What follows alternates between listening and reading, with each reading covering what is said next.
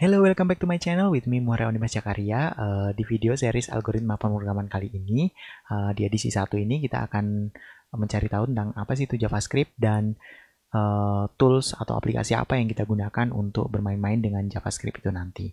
Nah, jadi JavaScript itu adalah sebuah bahasa pemrograman yang banyak sekali digunakan, terutama akhir-akhir ini. Jadi dulu awalnya itu JavaScript hanya digunakan sebagai untuk mengkode halaman web ya atau web page.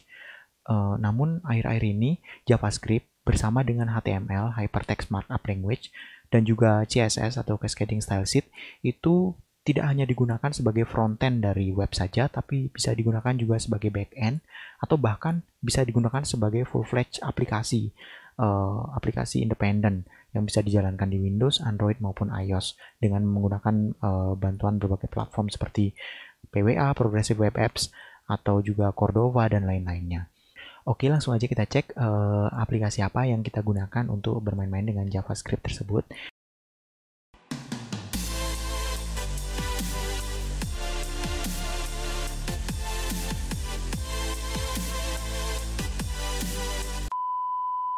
Nah, di sini kita gunakan adalah Playcode. Jadi bisa kita search di Google langsung, itu adalah Playcode.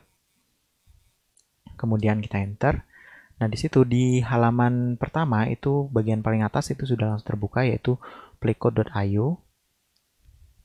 Nah, ini adalah web apps yang kita gunakan untuk mengkodekan JavaScript tersebut. Web apps ini bisa dibuka di browser dari seluruh platform ya, bisa menggunakan Windows via laptop, bisa menggunakan Android ataupun dari iOS. Jadi ini multiplatform karena berbasis web. Nah, kita langsung saja lihat dari sisi tampilannya. Di Playcode sini itu yang pertama harus kita lakukan adalah login dulu. Jadi supaya seluruh progres yang kita lakukan nanti tersimpan dan bisa dibagikan ke orang lain, itu kita sign in dulu atau login. Caranya adalah di pojok kiri bawah itu ada sign in, kita klik dulu. Kemudian continue with Google. Pastikan browser kalian sudah terlogin dengan Google ya. Biasanya kalau handphone itu sudah otomatis login dengan akun Google masing-masing. Kalau laptop pribadi juga biasanya sudah. Nah, ini kita tinggal pilih akunnya. Maka akan menutup secara otomatis. Jika muncul nanti ada permission, bisa di agree saja atau allow. Dan nanti di sini akan muncul secara otomatis nama Google kita. Jadi ini kita sudah login ke aplikasinya. Kemudian selanjutnya kita pelajari dulu bagaimana caranya menyimpan semisal apa yang sudah kita kerjakan. Caranya menyimpan adalah melalui di sini ada pojok kiri atas itu ada project. Kemudian di sini ada tombol save. Oke, sebelum kita save mungkin coba kita modifikasi dulu ya. Tes.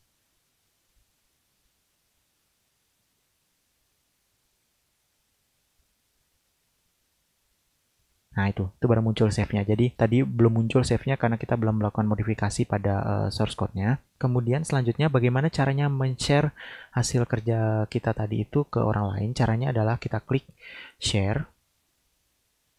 Ada di sini ya. Jadi tombol share itu ada di sini. Kemudian kita klik share. Di sini ada dua. Kita pilih yang atas ini. Kode plus result view itu bisa di-copy. Kemudian hasil kopiannya itu bisa kita kirimkan ke orang lain untuk di-review atau dilihat. Nah, jadi itu tadi caranya menyimpan dan caranya untuk membagikan ke orang lain. Nah, sekarang kita lihat masing-masing tampilannya. Ini kita bisa klik supaya menutup. Oh ya, bagaimana sih tampilannya kalau di HP? Tampilannya di HP juga sama saja, kira-kira seperti ini. Saya klik inspect ya. Nah, di sini tampilannya di HP seperti ini, ada 4 kotak. Kemudian di pojok kiri atas itu ada 3 garis, itu menunya. Bisa login di sini. Kemudian untuk save-nya juga bisa dilihat dari sini ada parah panah seperti ini. Ada save, ada share, dan lain sebagainya. Kita kembali lagi ke tampilan desktop. Oke, di sini kita coba perhatikan ada 4 kotak ya. Kiri atas, kiri bawah, dan kanan bawah. Kita akan jelaskan masing-masing fungsinya. Di kiri atas ini adalah source code-nya atau tempat di mana kita mengotak-atik source-nya, algoritmanya, mulai dari HTML, file HTML-nya, file CSS, dan file JavaScript-nya itu ada di sini semua. Jadi kita bisa otak-atik di sini. Kemudian di sebelah kanan itu ada result view. Jadi apa yang kita kerjakan di sini nanti akan langsung otomatis muncul tampil di kanan karena ini ditampilkan secara live. Kemudian di pojok kiri bawah ini adalah konsol.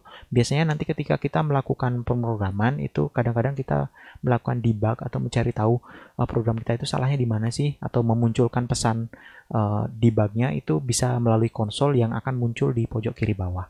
Nah, untuk pojok kanan bawah itu ada info, itu tidak kita gunakan, nanti bisa di close saja. Kita langsung saja coba otak-atik ya. Jadi JavaScript-nya, file JS-nya saya hapus dulu. Saya kosongi dulu. Kemudian file HTML-nya di sini saya buat tag body.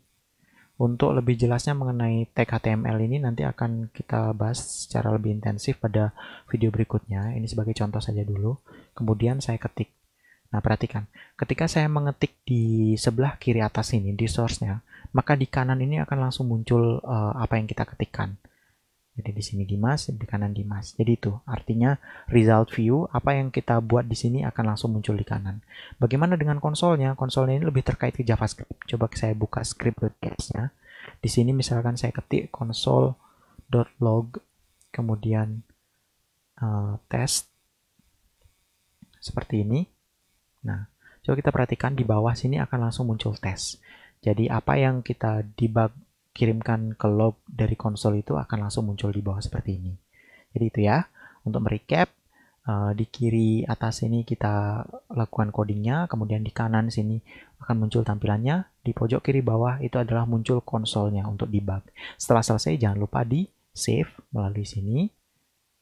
Nah, kemudian link share-nya masih tetap yang tadi. Jadi ini bisa di copy kemudian dibagikan ke orang lain. Oke, mungkin itu aja untuk video series yang pertama ini, bagian pertama ini, pengenalan aplikasinya. Sampai ketemu di video berikutnya.